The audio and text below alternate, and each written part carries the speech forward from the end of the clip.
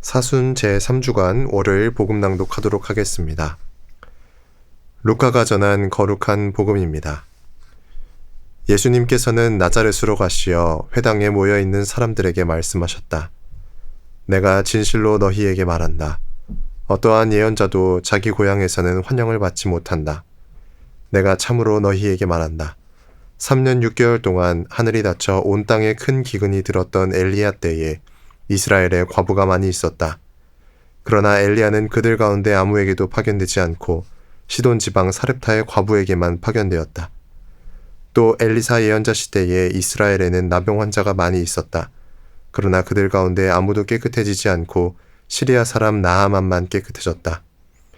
회당에 있던 모든 사람들은 이 말씀을 듣고 화가 잔뜩 났다. 그래서 그들은 들고 일어나 예수님을 고을 밖으로 내몰았다.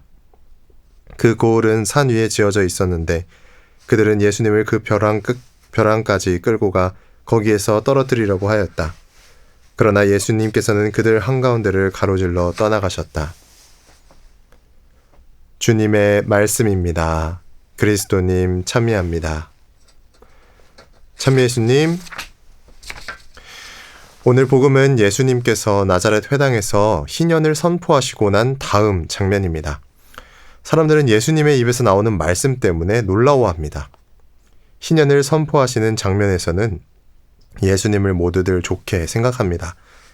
그렇게 예수님을 좋게 말하다가도 이렇게 말합니다.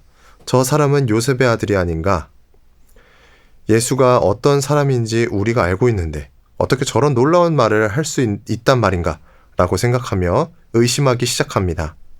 그러자 이어서 오늘 복음 말씀으로 두 예언자의 이야기를 해주신 것이죠. 두 예언자의 이야기는 그들이 드러내는 하느님의 영광이 이스라엘 백성에게만 한정한 것이 아니라 그것을 넘어서는 하느님의 영광을 드러낸 것입니다. 때문에 선택된 민족이라고 생각했던 이스라엘 사람들에게는 꺼림직한 이야기였던 것이죠. 우리만 구원받았다고 생각하는 사람들에게 구원이 우리들만의 것이 아니라고 이야기하시니 기가 막히는 노릇입니다. 하지만 우리에게는 어떠한 말씀일까요? 그야말로 복음으로 받아들일 수 있는 이야기가 아닐까요? 구원은 한정되어 있지 않습니다.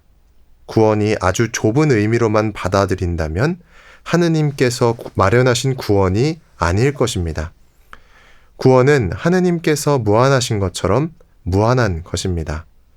구원은 닫혀 있는 것이 아닙니다. 오히려 아주 활짝 열려 있는 것이죠. 우리가 하느님께 믿음을 두고 있다면 그분께서 마련하신 구원에서 벗어나지 않을 것입니다.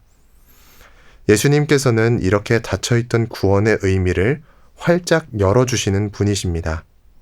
하느님께서는 모든 이들을 위한 하느님이신 것이죠. 회당에 모인 사람들은 자신들이 원하지 않는 말씀을 하는 예수님을 내몰았습니다. 하지만 예수님은 그들을 가로질러 떠나가시죠.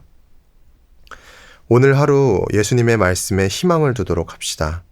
우리 모두를 팔 벌려 받아주시는 하느님의 사랑에 우리를 맡기도록 합시다. 주님께 희망을 두는 우리 모두에게 분명 구원을 베풀어 주실 것입니다. 주님께는 자애가 있고 풍요로운 구원이 있네. 아멘.